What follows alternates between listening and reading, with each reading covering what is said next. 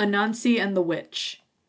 Anansi, the trickster spider, lived in a village where famine and drought were all over the land, and Anansi had to figure out a way to survive. In the same village was a witch named Five. She hated her name and cast a spell so that if anyone used her name, they would fall asleep for a year. Anansi said, "Aha! I will trick someone into saying her name, and I'll have food for my spider family." He had saved a little bit of corn and made 5 piles out of it.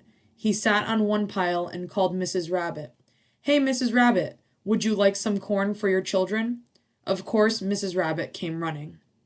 Anansi told her, "If you tell me how many piles of corn there are, then I'll let you have one of them." Mrs. Rabbit counted. 1, 2, 3, 4, 5. When she said the witch's name, she fell asleep. Anansi took the rabbit home to his wife, who cooked it. They had food for weeks, but as the food was running out, Anansi decided to try his trick again. This time he chose Mr. Squirrel. Mr. Squirrel counted the piles, and he fell asleep just like Mrs. Rabbit. Anansi took the squirrel home, and his family had food for weeks. Soon the food was running out again.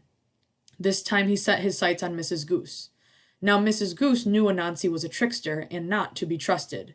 Sitting on his pile of corn, Anansi told Mrs. Goose to count the piles, and she could have them.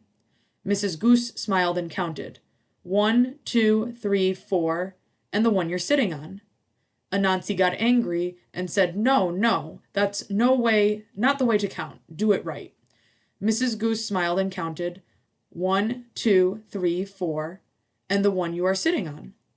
Anansi was so angry he jumped up and down shouting, No, that's not the way to count.